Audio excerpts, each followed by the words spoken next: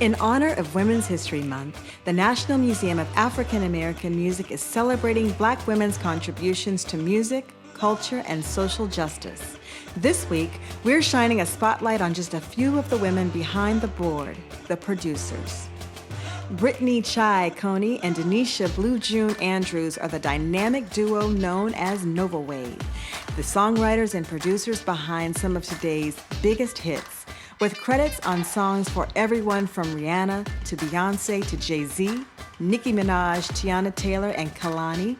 This creative collective has planted their flag and staked their claim in a space historically dominated by men. Black women make up a mere 1% of producers, and Nova Wave is blazing trails to prove that women are a formidable force behind the pen and the board. The Grammy Award winners are among Billboard's 2018 R&B Hip Hop 100 Power Players. Track Girl's roster of artists for whom she has written and produced is a who's who of the top R&B, hip-hop, and pop acts in the game. Jhené Aiko, Luke James, and Omarion are but a few of the artists who've benefited from her brilliance and creativity, and she's just getting started. Born Shakari Bowles in the DMV, Track Girl's influence extends well beyond the studio. As an advocate for fair pay for music creators, she launched Pay Us Today, an educational initiative aimed at supporting songwriters, producers, and other music industry professionals. The Hampton University alumna also founded the 7% series to amplify women engineers and producers. Canada native Wonder Girl, born Ebony Ocean Rende, is one of today's most in-demand and influential producers. She began making her own beats before the age of 10, and at 15 won the Battle of the Beatmakers Producers Competition. By 16, she'd already begun to make a name for herself as a creative and innovative force in the music industry. With Travis Scott, Jay-Z, and Rihanna amongst her growing list of artists, Wonder Girl brings a level of versatility to her production that sets her apart from her peers. The National Museum of African American Music is open now in the heart of downtown Nashville, Tennessee. Visit blackmusicmuseum.org to become a member and to plan your visit.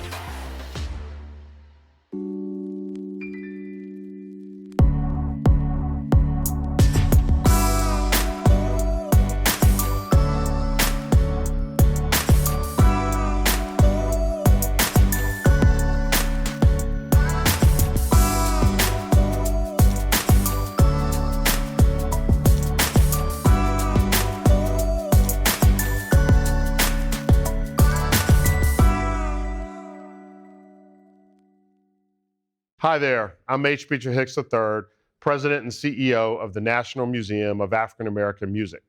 Thank you for taking time out of your Sunday afternoon to join us for today's Women in Harmony event. Women in Harmony has always been a time for us to celebrate women in music and entertainment and to foster a sense of solidarity and mutual support among sisters who too often face undue obstacles in their work and callings. This year, those goals are more important than ever. So we also want to honor you and thank you for your support of NMAAM. We wouldn't have been able to open our museum to the public this past January without the guidance, expertise, and leadership from the women who work tirelessly and in harmony to bring this cultural institution to life. This afternoon, you'll hear from a few of them. Tamara Smithers, our Senior Director of Education and Exhibitions, Deanna Williams, board member and esteemed champion of NMAAM, and Tawisha Rogers Simpson, our Vice President of Brand and Partnerships. Thank you again for joining us and for all you do.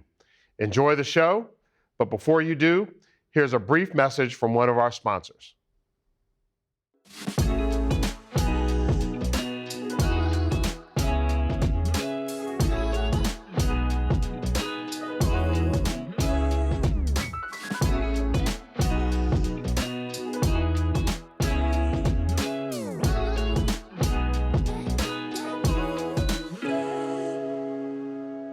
Thank you, Sheri, and thank you all for joining us today. You are in for an engaging and empowering afternoon. Like the women you know and admire in music, we hope that when this is over, you feel inspired and energized to conquer whatever it is that's in front of you. We hope that you leave here encouraged to stand firm in who you are and are able to find strength in the circle of women around you, because there is power when we come together. What better way to kick off this afternoon than with KJ Rose?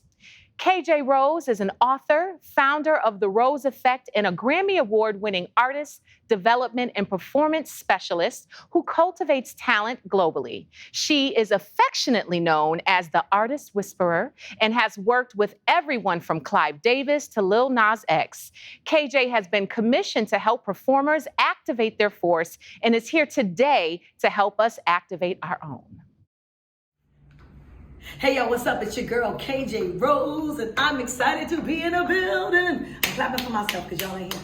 I think that's what y'all would do. This is just such a moment. I'm excited to be here for the National Museum of African American Music. This is real. Women in harmony. Be your own muse. Do y'all know what that means? Can we talk about what it means to be your own muse? First and foremost, a muse is a person or a personified force who is the source of inspiration for a creative artist. Did you get all that? Let it just sit there for a second.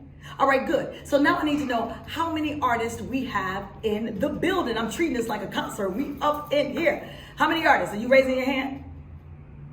Okay. I'm going to assume that everybody raised their hand, right? Because no matter what you do, wherever you occupy space, that is your stage. And your goal is to fully maximize that stage so that whatever narrative and story you want to tell, that it could never be hijacked. Are we cool? So for the next couple of minutes, I am going to be your spark, your internal force, your personal hype coach. That means I'm going to help you to expand, to redefine your edge. I'm going to push you beyond your perceived capacity. I want you to know that every time you walk in the building, you understand what your personal assets are. You understand who you are and why you matter. Can we start there? Okay. So now I want to just tell you a few moments in my life where I had to latch on. I had to figure out who I was and grab onto that muse, that internal voice that said, who do you think you are, right? To not walk in this opportunity. That is the muse. That is that creative force. That is that inspiration that you need for yourself. When nobody is around, how are you hyping yourself up, right? Are you your own hype coach? There are moments I've had to be my own hype coach. Right, so we'll start with the fact that I had stage fright when I was younger. I'm from Chicago, grew up on the South Side. Now, I could dance with the best of them. I could, sing in the choir. But when it came to standing solo or doing anything alone, my body had this adverse reaction, right? So again, this was, how do I deal with the duality of I enjoy singing, I believe that this is my lot, and the body saying, not today. So for me, it was repetition. I did not understand how I could have a love for something that made me feel so uncomfortable. And a lot of times we think that we're born with things. And if it doesn't come naturally, then maybe we don't have the gift. But what if you just have to work on the gift? What if that means that it's repetition, that it's challenging yourself, it's taking back your own personal power, right? There are many times that I had to power up. But before we power up, we've got to take our power back from some things, from judgment, from narratives that no longer serve you, from old people's narratives, other people's narratives, from things that are in your past that cannot serve you today. So what are you doing today? Write down those things you need to take your power back from. Mine was from regret, from the regret of a divorce. We just gonna be real here. But at the end of the day, I knew that I was exactly where I was supposed to be. So once you resolve that internal kind of angst that you have and the anguish, that's the beginning of opening the door to what you're supposed to be doing. Because nobody was put here to play it small. We were put here to go big. Nobody was put here to be mediocre. We were put here to walk in our power and to walk in our potential. And so my job today is to make sure that we agitate areas of potential that you didn't even know existed. Areas that might have been lying dormant because your blessing is connected to somebody else's best blessing, and so on and so forth. So I want to make sure that we really harness everything about you, right? So for the stage fright, imagine me going to the Apollo and saying, I'm just going to jump right in. The first time I won, y'all, I was like, woo, I was singing my Anita Baker. I'm not going to sing it now because all the blessings have been overwhelming me that I don't have the voice. But I sang Anita Baker, Been So Long, and I won. And then I came back because they brought all the all-stars back. And I sang, I think, another Anita Baker song. Oh, okay. As you can tell, I love Anita Baker. And so this time I got booed. But I know why I got booed. The girl that was to the right of me brought all her friends from Maryland, and they booed me. But in that moment, it's those moments that you've got to reach in and find that creative inspiration and that creative force so that you are your own muse, right? And you rock yourself out of anything that makes you feel smaller. So I stood there, I was crumbling inside, but I was smiling on the outside. How many of you guys have had those moments, right? Where you're just like, oh my God, I can't believe this is happening. Oh, I just want to run and hide. But there is a fortitude in you that requires you to push through in those moments, right? The second time that I had a moment where I had to really reach down and find my muse really was recently. I was working with an artist, and I remember as one of the only women on set, there were just a couple of us. All the directors were men, the creative director, the choreographer. And I remember when we first got there, it was like they wanted to hear what I had to say.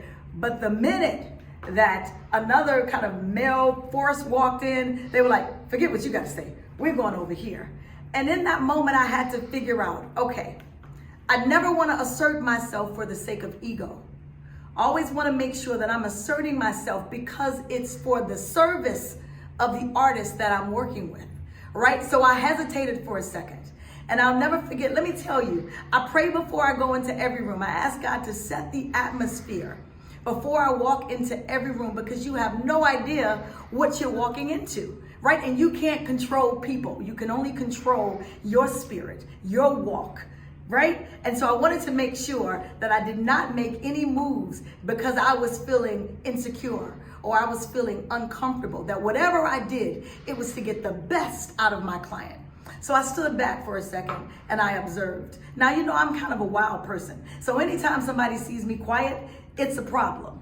But I needed to make that assessment. But I'll never forget, I made a comment and a suggestion to the director and they kind of dismissed it. And the artists, they went and they called action.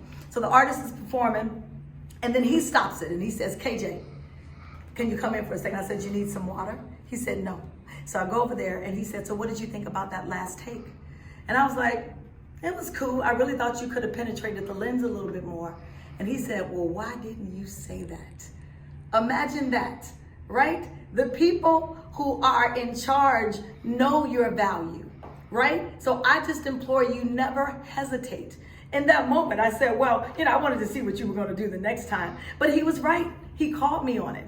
But I was spending time wondering how I was being perceived, and that is not your job. Your job in the moment is to complete the assignment to the best of your ability. If you honor the art and you honor the work and you honor the space, I promise you that everything will work out for the good. I know this. So lastly, we're going to talk about my plight as an author. I like to say it. Let me just say it again. As an author. Now, initially, y'all, when God gave me this idea, it was his idea. It wasn't mine. I was like, I'm a coach. I'm going to stay in my lane. That's not really what I do. And I didn't know because I like to snatch up artists in the studio, right? I like to be able to just grab them and say, what the heck are you doing? But I didn't know if I could translate that into words in a book. And so finally, I was like, okay, let me just start doing a little something every single day. Let me just jot down an idea. Let me start shifting the way I think about myself, right? Because it doesn't take somebody else to put you in a box. Sometimes we put ourselves in a box, right? How self-defeating. Why are we so self-deprecating, right? And so in that moment, I had to be my own hype coach. So people would say, oh, I heard you working on a little book. Initially, it would hit me some type of way. Or even if somebody would say, oh, you're so gifted, so talented, why didn't you make it? And I had to figure out why that bothered me. Why had I not figured out this unresolved or reconciled this space in me? And I got to a point and I said, I did make it, you just missed it, right? Ain't nothing small about this book. It might change your life, even if it's one life, right? So that's where I need you to get. I need you to own what God has already put in your heart because you've already been qualified for it. You were born to do it. So who can take it away from you? All I need you to do is to get in flight. I need you to keep moving. Y'all know what flight is? That means one foot in front of another. I need you to get in flight. I don't want you to look at what happens from A to Z because that is exhausting. I need you to look at what happens from A to B and then B to C and then tomorrow and then the next day. And you might look up. Wait, first I want to show you where I started. Can I grab this book? We're going to grab this book really quickly. You stay right there. It's right there. Both of them. Okay, I want y'all to see where I started because sometimes it requires you to have a tangible thing to know it's real. And it only got to be real to you. The other day I walked into Lil Nas X's house and he had on, for those of you who know the diamond selling artist, but walked in his house and he had a sign up that said, the only person that needs to believe is you. And in that moment I said, if this is all we take away from our time together, then I've done my job. But first let me share with you how I started with this book. I just wrote down and had it printed out in this little binded form. It only made sense to me. It only got to make sense to you, right? Just because I wanted to hold it. Because sometimes the idea of God wants me to write a book to holding the book, that's so much space. So I needed to get to a point where I figured out how can I make this jump so it seems a little bit more real for me. And this is what I did, y'all. Chapter 5. I mean, and granted, it looks very rudimentary. However, it mattered to me because from here, I went to here. You see what I'm saying? So whatever that thing is for you, that you've got to be the creative force for, that you've got to reach down and figure out what is that unresolved place in you. Because whatever your external expression is, it has so much to do with how much you've resolved your internal narrative. What do you say about yourself? What do you think about yourself before you ask other people to receive you? What is the work that you've done? Because the only thing that can get you to the victory you're looking for is the vulnerability, right? Imagining and thinking of those things and those heights that you're trying to go requires you to first figure out what are those things that you have not yet dealt with, right? That when someone says something that hits you in a certain way, you need to resolve the power because that's the way you take your power back. Because the next time somebody says something, you can be like, I've already dealt with that. Oh, that's cool. I know. I'm aware. I'm aware of what that is, right? That's you taking your power back. We need us to get to a point where we understand what our personal assets are. I'm going to sit down for this because we got to talk, girls. So I want you to first write down, what do you believe about yourself? Take 2 seconds. We're going to scroll up a little bit. What do you believe about yourself? What are your personal assets? I want you to discover these things. I want you to understand that nobody can hijack who you are if you stand firm in it, right? So we're going to discover that. We want to talk about your ingenuity. What is causing you when someone says or asks you a question to just stay back and not talk, right? Now, you don't have to be as wild as me. I am a wild card, but I want to make sure that people know you're in the building, right? I want to know that when you leave, your voice resonated, because then what's the point? You ain't even have to go there, right? So I want us to start discovering some things about ourselves.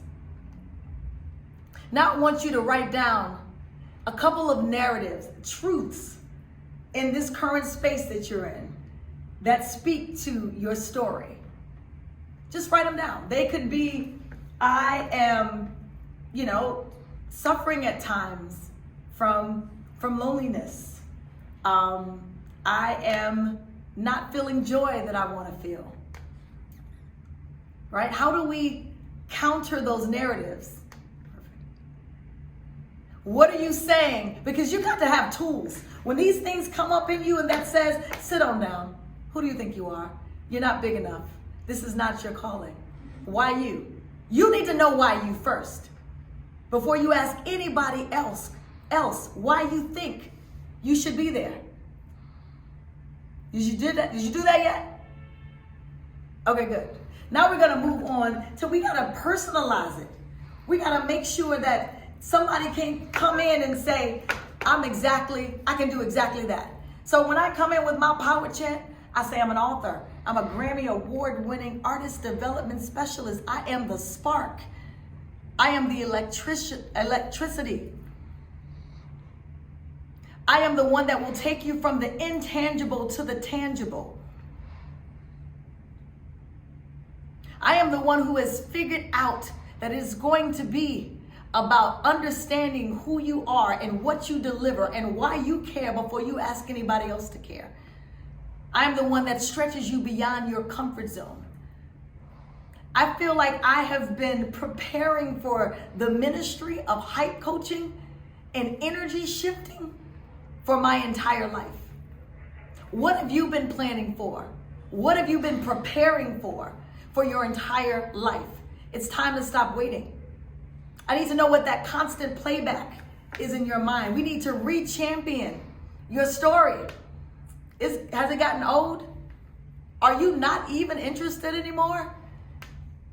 When people ask you, tell me what you do or who you are, you give facts as opposed to feeling, as opposed to passion, as opposed to heart, because that's what separates you. Nobody should be able to take in and step into your story and make it their own. What separates you is the way you deliver it. What separates you is your vulnerability. What separates you is your love, right? What separates you is your gift. And your gift can be compassion. Your gift can be kindness. Your gift can be an orator. It all matters. So when I talk about an artist, I'm talking about the artist at home, that's a mom. I'm talking about the artist that's in the boardroom. The artist that's at the hospital, that's the doctor, that's the nurse. The artist that's in the White House. I'm talking to you because what it requires for you to be great at what you do is understanding your art, understanding your space, not asking permission to exist in that space, but completely owning it and dominating it. But if you don't love what's in the space, then you can't convince me that it's yours. Oh, I think I said something. We're gonna say that one more time. If you don't love what's in the space, it will be hard to convince anybody that it is your space, right? You'll be like, oh, I'm sorry, I was in the way. Were you standing here? You won't plant your feet and say, oh, I was here.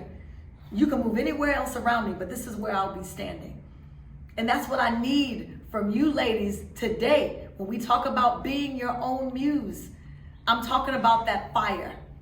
I'm talking about that unequivocal passion that lies within you. That if anybody tried to challenge you in it, you're like, let's go, right? You don't second guess yourself in it. So I'm excited because I know that this is just one of many talks that we're going to have. But before I go, I want to read some of my seeds of victory. I feel like we're in the reading room. And the book, actually, let me tell you, this is happening on the day that my audio book released, okay? So this happened 11 months ago, guys, 11 months ago, right? And I figured out what my force is. Does anybody know what a force is? That force is undeniable. Have you figured out that thing? For me, it's energy. For me, I don't care who you are, what you do, I will always show up with energy. So how are you showing up? Are you just arriving and hoping to get noticed? And I'm not saying that you gotta be loud. You ain't gotta do cartwheels in the building or dance to Beyonce when you come in the building. You can just come in the building and make sure that your presence is felt by your engagement first and foremost, right? You've gotta feel it before you ask somebody else to feel it. You gotta know it before you ask somebody else to know it. You need to unequivocally identify, embrace, abide in that force, that thing that makes you powerful, that makes you you. So I'm gonna read a few of the seeds of victory from the book, okay? Number one, don't outsource your win. Pre-approve yourself. Stop asking everybody else to sign you up, to audition you, to hire you, to pick you. Then you didn't pick yourself. Let's pick ourselves. Don't wait to access the energy in the room. I'm always coming into some fire because I don't have time to wait for y'all to come up to my energy level. I've lost 5 minutes if I'm waiting on you. When you walk into the building and you're in a meeting or you have to present, figure out what your energy is. I promise you people will catch up. And if they don't, they'll get it the next time. Or it just wasn't their time. Show up and be present because no one can show up for you and no one can show up like you. It's only one of you. And the minute you deviate from your gift and what you're supposed to add in terms of someone else's life, then you thwart the entire plan, right? Because they're supposed to be blessed by what you do. All right? Identify and abide in your force. No matter what, make it count. Your point of view, your delivery, your space, your gift, make it count. Enter every room knowing that you are the solution. Honey, they were waiting on you. That's what I did when I saw Oprah that time. I think some of you guys know this story. But when I had to introduce myself to Oprah, I had to figure out what my personal power chant was. Because sometimes we have this duality of, who do you think you are? Sit down, and one foot in front of the other, right? And so I had to figure out my personal power chant. And when I came back to the table, because the first time I was like, I'm ready, she's ready, I am doing this. And then I had to sit down. I came scurrying back to the table. But when I got back to the table, I said, you are the solution. You are the yes that she has been waiting for. What you bring, nobody else can bring. The spark that you are, you were born with. I don't care if somebody can put in the same numbers, compute the same facts, they still ain't gonna get you. Okay, let me move on. Don't dismiss anyone. Stay open, stay humble. And this is my favorite and my final one. God does not call the qualified. He qualifies the call. Believe this. He qualifies the called. 1 Corinthians 1:27 through 29. I have enjoyed these moments with you, and I hope that there was something that hit you in a way that makes you run out of here knowing that you are purposed for something that is incredible. And you're the only person that can do it. We waiting on you. Get it together. This is KJ Rose, your personal hype coach for the day. Thank you so much for having me. Give yourselves a round of applause. But we ain't gonna leave just like that. 1 second. Are we there yet? Let's take it up a notch. Oops, that's better. Are you ready for the slopes? What? But Dad can't ski. The all-new, fiercely reimagined Nissan Rogue. I'm Deanna Williams, a proud board member of the National Museum of African American Music in Nashville, Tennessee. Today, we honor and celebrate women in harmony. And our keynote speaker is such an individual. She is a daughter, a family member, a mother, a wife, a friend, and a valued member of our community. Additionally, she is an author and a motivational speaker, and today we get to benefit from some of her wisdom. Let's welcome Sheri Riley with Exponential Living. When did your love affair with music begin? When did your love affair with music begin? See, my love affair with music, I don't remember a time that I did not have a love affair with music. I can remember back when I was, probably 6, 7 years old, and I would literally take my bath towel and put it on my hair, and then I'd grab my mom's bobby pins and put it in to make sure that the towel stayed. Come on, I know some of y'all used to do that too, right? And you put the bobby pins in because you had your towel on your head, because that was your hair. And then I'd take my hairbrush and turn it around because that was my microphone, right?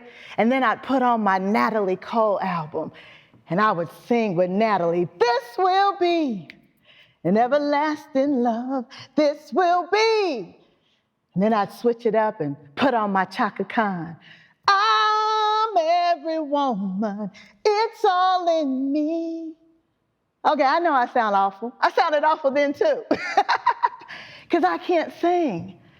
But it was never about the sound that came out of me. It was about that sound that came from those artists. It was about the lyrics that just resonated in my soul. It was the combination of the lyrics and the music and the sound that just spoke to me. When did your love affair with music begin? I remember when I was, 9 or 10, and I started my own radio program. Yeah. And I had one of those cassette players, the ones that was about this long, the ones you push play and then you push fast forward, and you had the 2 buttons when you wanted to record, right? I know, I'm dating myself, but yes. And I would take my cassette player, and I was the DJ, I was the producer, I was the artist. So the DJ would introduce the artist, and I would sing the songs, and every now and then I'd have an interview. My parents. So I'd interview my parents, and I was also the commercial, right? And I would do the commercial. When did your love affair with music begin? And I remember the declaration when I was about 14 or 15. I'm gonna work in the music industry, and I'm gonna live in Atlanta. That was my dream. But let me put a little context around that for you. When I was saying that I was gonna live in Atlanta, I had never been. And when I was saying that I was gonna work in the music industry in Atlanta, there was no music industry in Atlanta.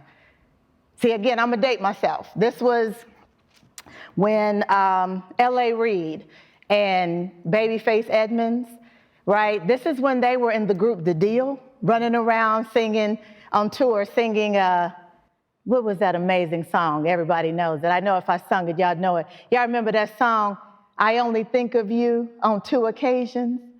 Come on, say it. What's that? Come on, I hear you, I hear you. Yeah, that song. See, they were running around touring, singing that song, and 2 of the most prolific producers out of Atlanta is Dallas Austin and Jermaine Dupri. They were in middle school. So when I was talking about I'm gonna live in Atlanta and I'm gonna work in the music industry, I literally sounded crazy. I sounded like I was gonna build hotels on Mars. And on top of that, my family, I'm from a small town in Kentucky. So no one knew anything about the music industry other than it was in Los Angeles, and it was in New York. All we knew about the music industry was Soul Train. But this was my dream. This was my dream. I'm gonna live in Atlanta and I'm gonna work in the music industry. When did your love affair with music begin? And so after I graduated from high school, I went to college at the University of Louisville. And when I got to the University of Louisville, I had this professor that said to me in a class, if you know what you love to do, or if you know what industry you want to work in, or if you know what profession that you want to pursue, research it. Find those executives and literally ask them to do a 15-minute informational interview with you. So bet, oh my God, I'm ready. I began to put my list of executives together, and I literally started the process of calling 20 to 25 record executives every week. Now, and again, I'm gonna date myself. This was before cell phones. This was before the computer. I know I look young, but I'm grown, right? This was before all of those amazing technological advances. So for me, I had to type 20 to 25 cover letters and resumes every week. And I had to go to the end of the hall in my dorm for that phone, that one phone that was on the wall at the end of the hallway. I had to go and make long distance phone calls from that one phone. 20 to 25 resumes and cover letters every week, go to the phone and make 20 to 25 calls every week to key entertainment executives because I wanted my 15-minute informational interview. No one ever took my call, but that's for a whole nother conversation. When did your love affair with music begin? And then I graduated from college. And I'm ready now. I'm ready to pursue this dream of working in the music industry. And so I literally, and my dad really didn't understand it, but I turned down significant jobs when I graduated from college because I had this dream, this passion, this thing called music that would not let me go. And so I went to an expo, resumes in hand, let's go. I'm gonna find me a job in the music industry. And so I'm walking around this expo and I meet a gentleman. And he actually works at a music distribution company in Cleveland. And he says to me, you know, if you can get a job in Cleveland, you can intern with me. Because the truth of the matter is, he couldn't afford me from a work standpoint, but he definitely told me I could intern. So here I am, I'm passionate. I just graduated from college, and I'm like, yes, I'm gonna find me a job in the music industry. I've got this internship opportunity. So I'm working this expo floor, and I literally did just that. I secured a job in Cleveland. It wasn't for a record label, but it allowed me to get to Cleveland because that's where the gentleman worked who worked for the music distribution company, who said, get a job in Cleveland, you can intern with me. Check, did that. When did your love affair with music begin? So now I'm in Cleveland. I have this job. I'm excited. I'm gonna get this internship. But the job that moved me to Cleveland, I had to work 60 to 80 hours a week. I never got to intern with him. But because of all of those phone calls that I made in college, I researched executives, and there was one executive that I absolutely followed everything she did, and that was Sylvia Rohn. And when I was in college, I first saw this article about Sylvia, and it said she started as a receptionist at Buddha Records. And eventually, when I was reading this article, she was the president of Atlantic Records. And so when I was in Cleveland, the company that moved me up there, I had this amazing opportunity to do different events all over the city. And so there was this one event, and Gerald Levert was there. Now, I knew everything about Sylvia Rohn because I've been researching her and calling her basically for 4.5, 5 years at this point. So the moment I saw Gerald, I ran straight to him. Oh my God, okay, you've got to introduce me to Sylvia Rohn. And he looked at me and was like, and who are you? And I was like, I'm Sheri Riley, and you have to introduce me to Sylvia Rohn. I know that with Levert, she was so instrumental in building your career. And now that she's the president of East West Records, her own label, she just gave you a solo deal. So I need you to introduce me to her. I've been researching her for 4.5 years. I need you to introduce me to her. And he looked at me like, okay, well, what do you do? And I said, I do marketing. I do marketing. And he was like, oh, well, I'm looking for marketing executives at my company. And this was the first time, guys, that it actually registered to me. You know you're talking to Gerald Levert right now, right? It hadn't even registered because I was so focused on Sylvia Rohn. And so literally in that moment, we talked about me as a marketing executive, and he said, send me your resume. Now, again, I had just graduated from college. I'm as green as the day is long. I didn't realize that he was about to leave to go on a promotional tour. So again, this was before cell phones. So when he left to go on this promo tour, he was gone. He was gone. But he did tell me, go ahead and just talk to my cousin, who's the president of my company. So literally for the next 9 months, once a month is how it started. I'd go to his office and meet with the president of the company. And then the one time a month ended up being 2 times a month. And after about 4 or 5 months, it ended up being about 3 times a month that I would go because I wanted this job. I wanted to work in the entertainment industry. And then it ended up about 9 months later that I literally was going to that office so much, sharing my marketing strategies. Here's another idea. Did you guys think about this? What can I do to help your artists? That finally the president of the company said, oh my God, you're always here. If you can find you a desk, you can stay and you can work part-time. Yeah, okay. My first shot in the entertainment industry. I started working at Gerald Levert's management company doing marketing part-time. When did your love affair with music begin? I got my first shot. And because it was part-time, I still needed more money to survive. So I ended up going to the record store. Now, for all my millennials, the record store is where we used to buy music. Okay. So I ended up getting a job part-time at the record store. And as I was sitting there dusting the CDs and putting the CDs on the shelf, I would literally dream about the day that an artist would say thank you to me in the credits. When did your love affair with music begin? And I worked with Gerald Levert's company for several years. And then I got that call. I got that call from LaFace Records.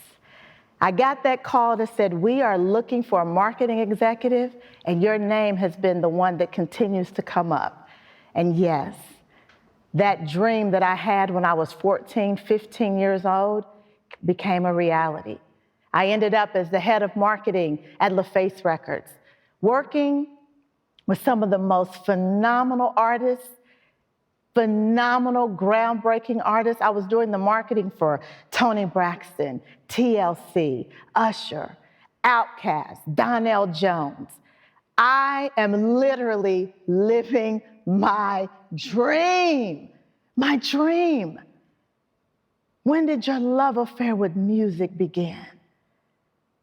And so here I am, literally in my mid-20s, making 6 figures, unlimited expense account, working with people that I love and admire, that I'm still colleagues and friends with to this day, working with artists that have transcended and become global icons.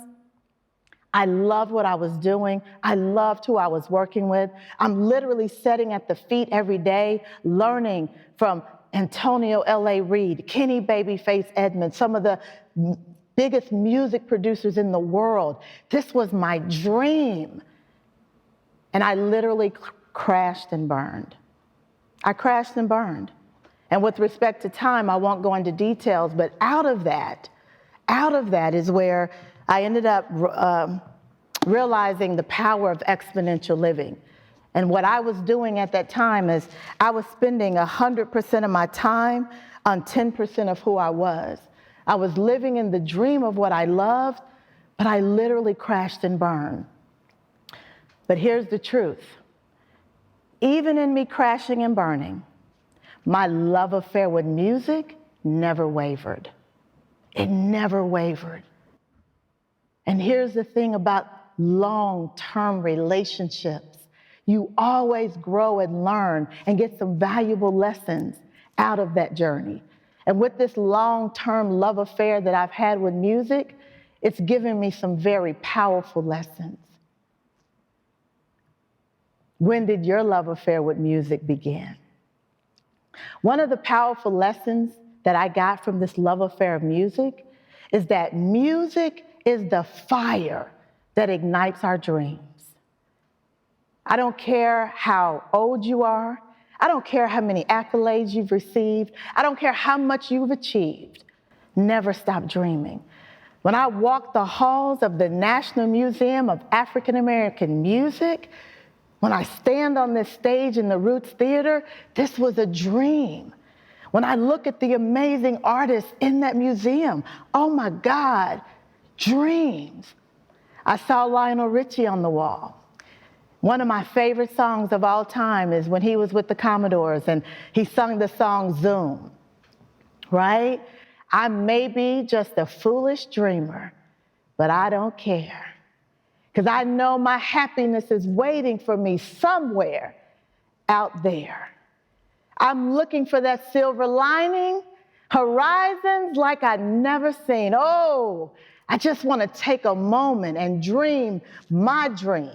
Oh yeah, to dream my dream. When did your love affair with music begin? Another valuable lesson that I've gained from this long-term relationship with music is that music is the fire that ignites us to overcome obstacles.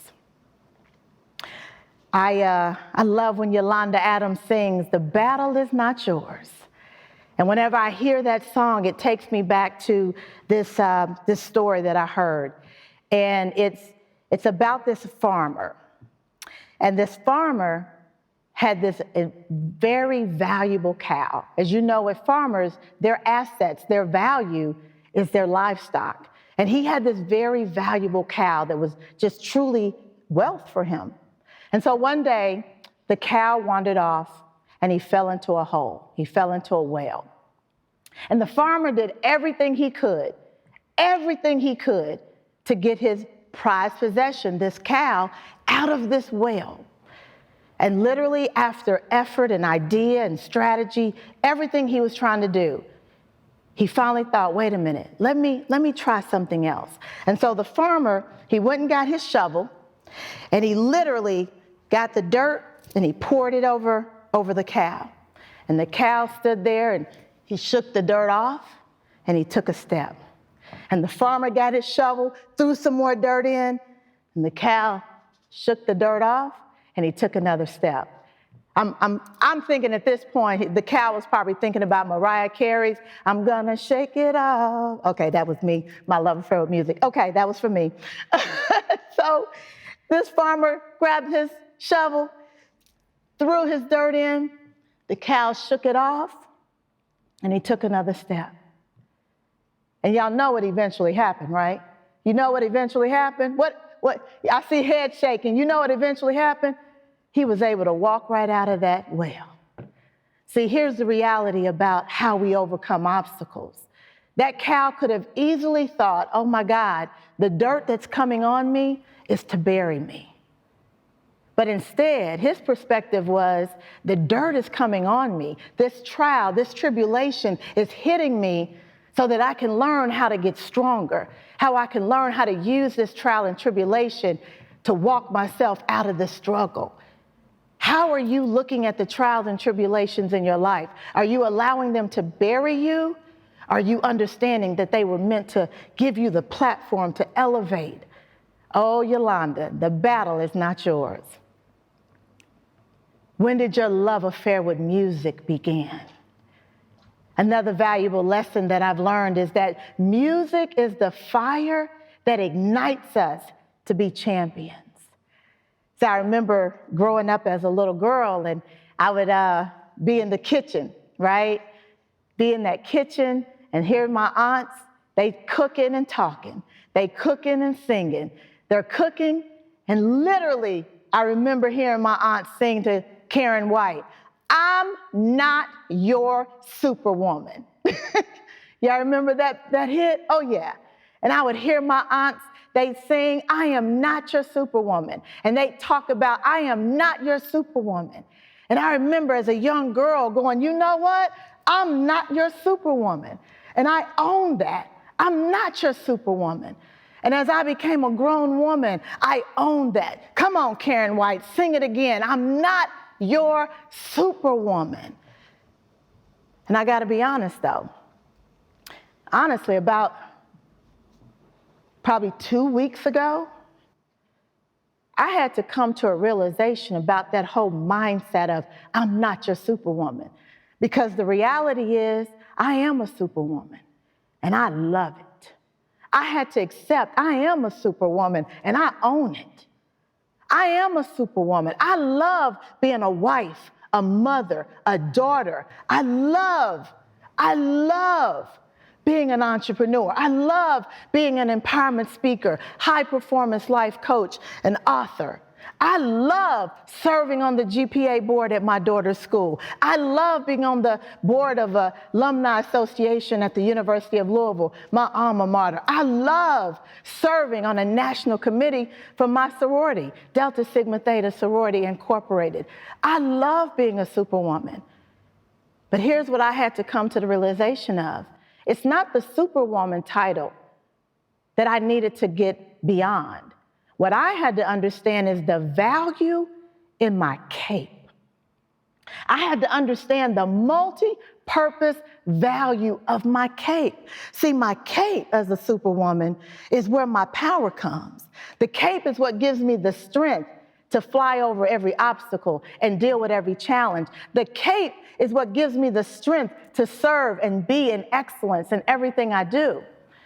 But that cape, that multi-purpose cape, is also the thing that sometimes I need to take it off, wrap it around me, and take a nap. I need to understand the power of my cape allows me to rest, restore, and rejuvenate. It gives me the blanket I need to recover sometimes. I had to understand the multi-purpose value of my cape to understand that sometimes, not sometimes, last night, when disappointment and struggle and things that are going on in my life get me so in a place that I need to release through tears, that multi-purpose cape is what I need to wipe those tears away. That multi-purpose cape is what I can use with my other women in harmony when they need somebody to wipe their tears. Multi-purpose cape. I had to understand that sometimes that multi-purpose cape is what I need to wrap the crown around my head as a queen and own the champion and the queen that I am. That's why when I hear Alicia Keys sing, "This girl is on fire," because I know my multi-purpose cape is the crown that I walk in the authority that I am as a woman in harmony. When did your love affair with music begin? And one of the most valuable lessons that I've learned from this love affair with music is that music ignites the fire for women in harmony to fully understand that peace is our power. Peace is the new success. When did your love affair with music begin? When I think about it, my love affair with music has always been there. I don't know a time in my life that I haven't had a love affair with music, as far back as I can remember. And it continues until this day. It's in me, like when Anita Baker sings, "You Bring Me Joy." It's in me when Whitney Houston belts out the most powerful words that we can all truly believe, and that is, "The greatest love of all is inside of me." Man, when did your love affair with music begin? Women in harmony, in order for us to truly be the muse that we know we are, in order for us to own the muse that we are, We have to understand that there's a power in us, and it continues to grow in us. We have to understand those powerful words that Mariah Carey sings when she says, "We are the heroes that we're looking for." Thank you guys very much. Thank you. Wow. All I can say is wow. That was absolutely extraordinary. What a great afternoon this has been. On behalf of NMAAM, I want to thank KJ and Sheri for inspiring us today and dropping all those pearls of wisdom and great bursts of energy that we needed. I also want to thank our media partners, Lipstick Economy and Lemons to Lemonade, for sharing this event with their audience. And lastly, but not least, our friends at HCA Healthcare and Nissan for helping us put this special afternoon together just for you. It is now my pleasure to introduce the beautiful and inspiring Avery Sunshine. She's being presented by Nissan. Thank you again and enjoy the remainder of your powerful day.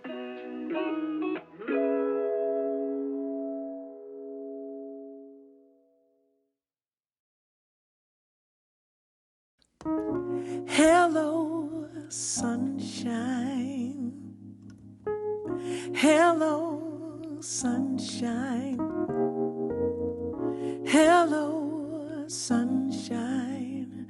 I'm so happy to see you shine. Hello, sun, I see you peeking through my blinds before I open my eyes.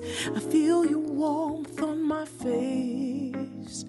You fit so perfectly in your place. So I sit up in my bed. I say a prayer, then lean in and kiss his head. I'm thankful for another day. I know that everything's gonna go my way. So I say, hello, sunshine. Hello, sunshine. Hello, sunshine. I'm so happy to see you shine. Hello, sunshine. Hey. Hello, sunshine. Hello, sunshine. I'm so happy to see you shine. Hey.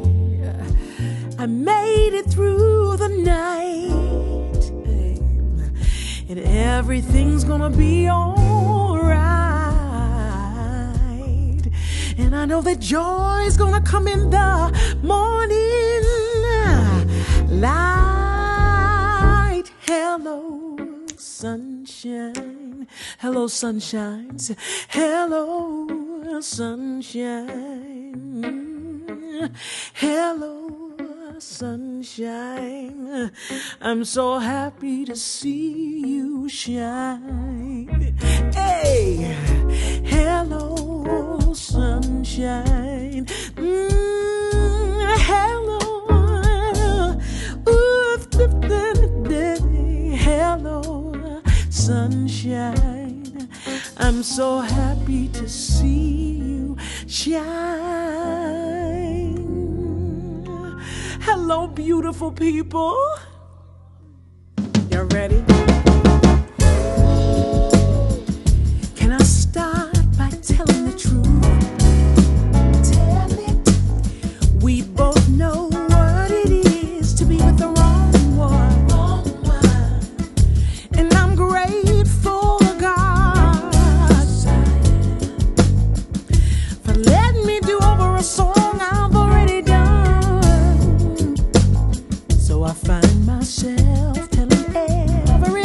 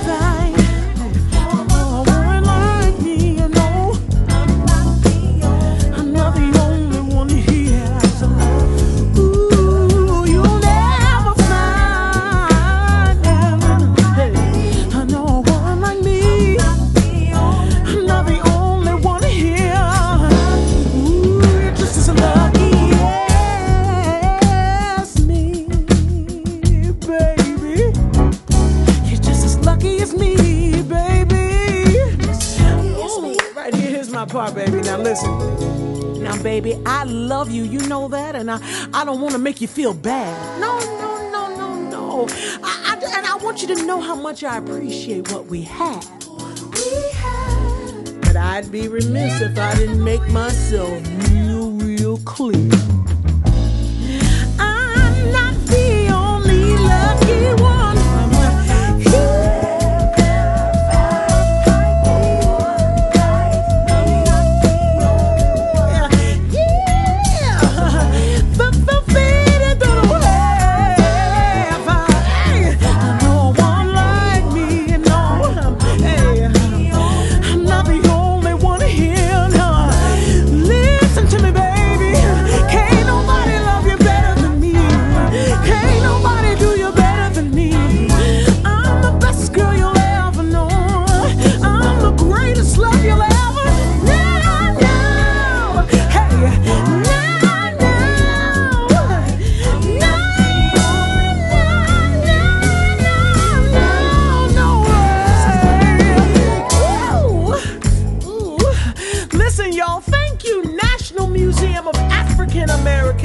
For inviting me, Avery Sunshine, to be a part of the Women in Harmony celebration.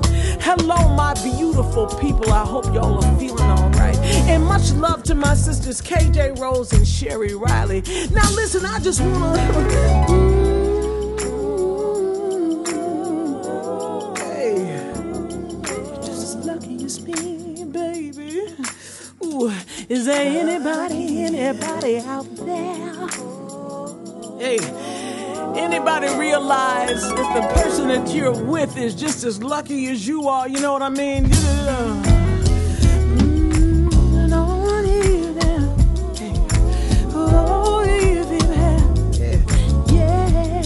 If you believe it, you can say that way. Yeah, you can repeat it. You say, oh, yeah.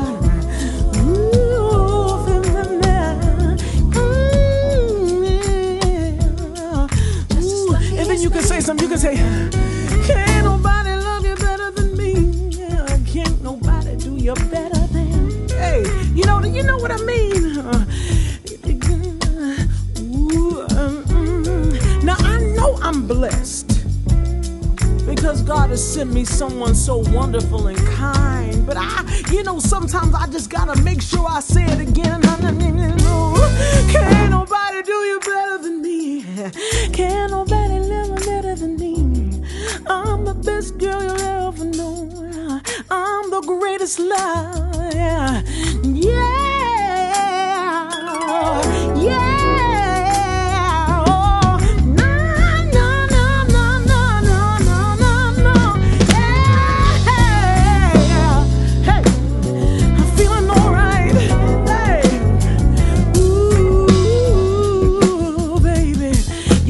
Lucky it's me. Hey, yeah. Hey, that's all right. I hope y'all are saying it with me. Hey, let's take it out here. Hey,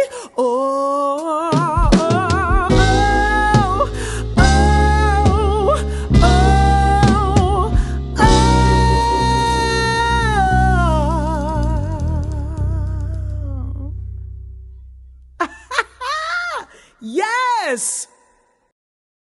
My beautiful family, I hope you are enjoying yourselves. I'm having a ball.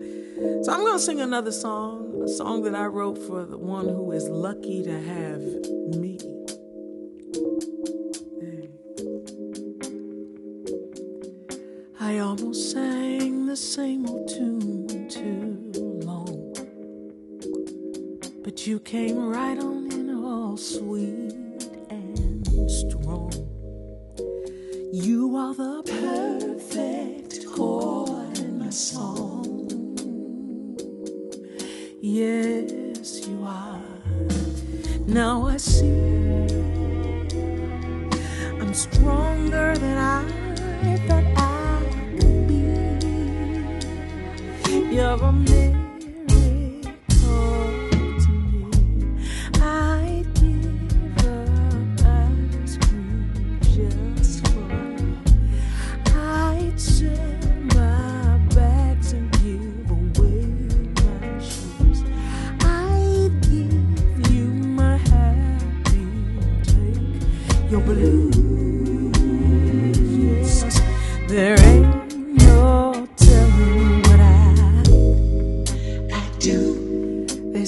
no one in the world could take me this high.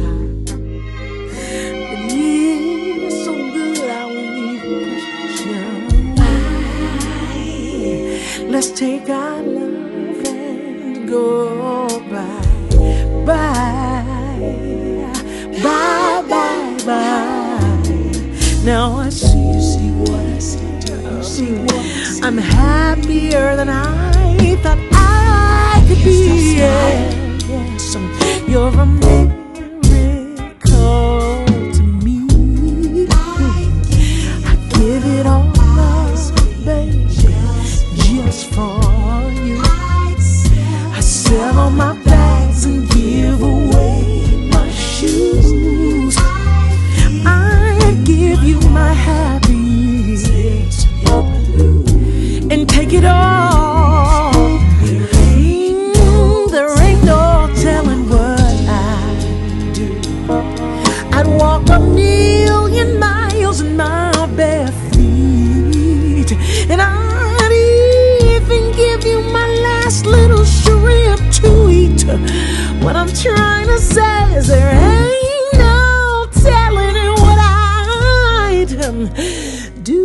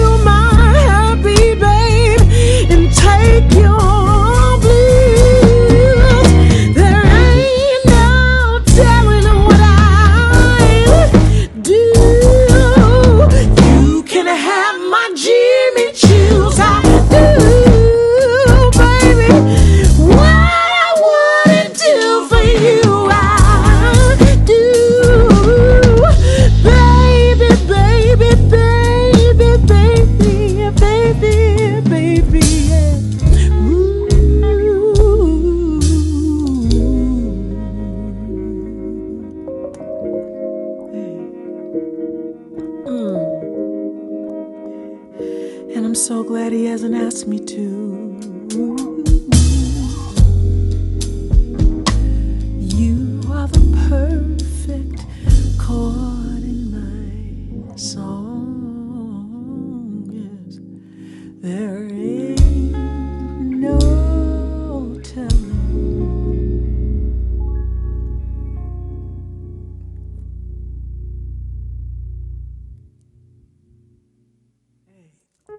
So it's time for me to go, but I can't leave without reminding you to keep shining and to be your own muse. Hey. I've been waiting for a lightning strike, for my number to fall, and for my horse to come in, and an open door for me to walk in. I've been waiting for my time to come, for the curtain to rise and someone to call my name. But I can't help feeling like something's gotta change. Hey, so I gotta get moving, moving, moving, moving. 'Cause tomorrow is not guaranteed. Gotta get moving.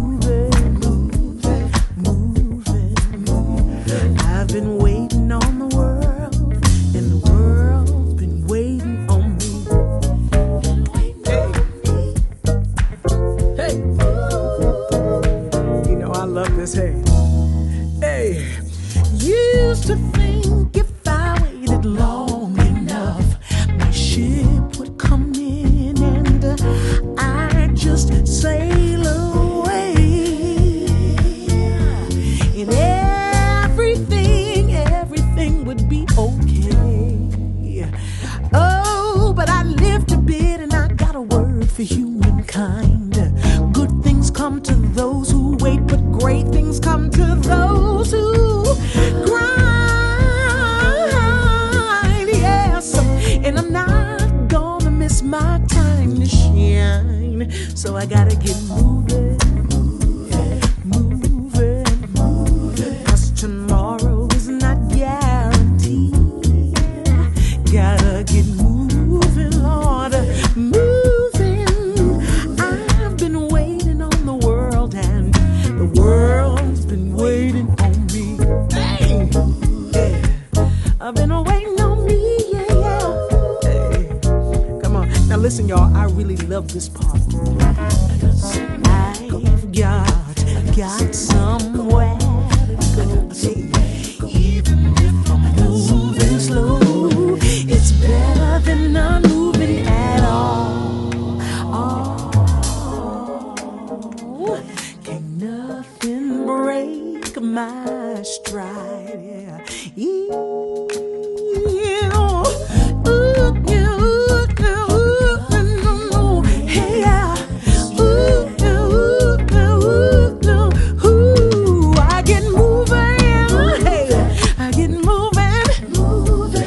Tomorrow is not guaranteed. Oh, I get moving, oh, moving. I've been waiting on the world, and I've decided I'm not waiting no more. I'm moving, moving, hey, moving. Hey, so tomorrow is not guaranteed for you and me. Ain't no growing under my feet, so I'm gonna get moving, moving, moving, moving. Hey, I've been searching and I can't find one reason not to. I can't find one. No. Hey, yeah. Hey, just keep on moving, moving. I just keep on moving.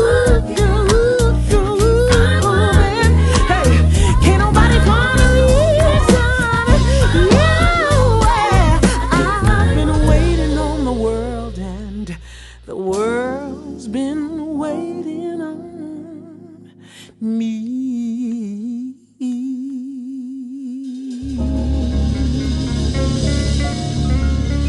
Yeah. Ooh, y'all keep shining. Keep on being your own muse. Hey.